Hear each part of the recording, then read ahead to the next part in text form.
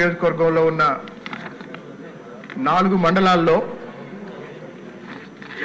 గంపలగూడెం, ఏకొండూరు ఈ 2 మండలాలని కలిపే వినగడప కట్టలేరు వంతెన ఒక 6 సంవత్సరాల క్రితం కూలిపోవడం జరిగింది అధ్యక్ష. ఈ వినగడప కట్టలేరు వంతెన దాదాపు 1,20,000 మంది 1,30,000 మందికి కనెక్టివిటీ పాయింట్ అయితే తెలంగాణ నుంచి ఆంధ్రప్రదేశ్ కూడా ఇదొక ప్రధానమైన రహదారి.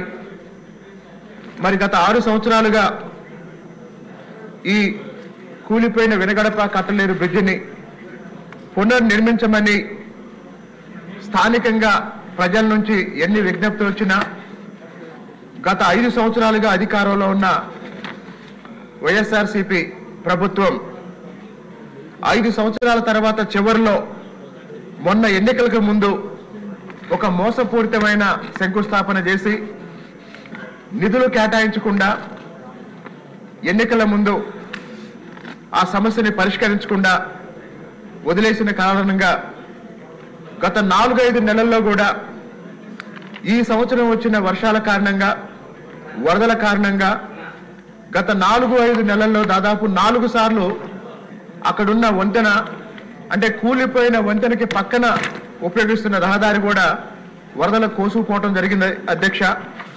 ఫలితంగా 2 మండలాలకు సంబంధించిన సాధారణ ప్రజలు, విద్యార్థులు, వ్యాపారులు, ఉద్యోగస్తులు తీవ్రమైన ఇబ్బందులకు గురవుతున్న సందర్భంలో దయచేసి మన ప్రభుత్వం ఈ కట్టలేరు వినగడప కట్టలేరు వంతెన నిర్మాణం కోసం అవసరమైన నమూనాల్ని ఫైనలైజ్ చేసి టెండర్లు పిలిచి రాబోయే 2-3 నెలల్లో నిర్మాణం ప్రారంభించినట్లయితే వచ్చే విద్యా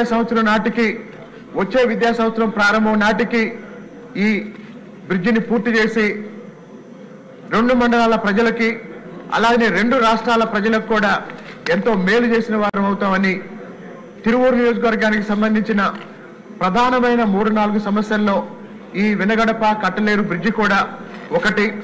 ఎన్నికల సమయంలో కూడా మన గౌరవ ముఖ్యమంత్రి చంద్రబాబు నాయుడు గారు తిరువూరు పర్యటనకు వచ్చినప్పుడు బాబు రావాలి, బ్రిడ్జి కట్టాలి అనే నినాదంతో ప్రజల్లోకి వెళ్ళటం జరిగింది. కాబట్టి ఈ వినగడప కట్టలేరు బ్రిడ్జికి సంబంధించిన పనుల్ని వీలైనంత త్వరగా ప్రారంభిస్తారని తిరువూరు నియోజకవర్గ ప్రజల తరఫున మీ ద్వారా ఆర్ఎండ్బి శాఖకు విజ్ఞప్తి చేస్తున్నాను అధ్యక్ష. గల్లా మాధవ్ గారు.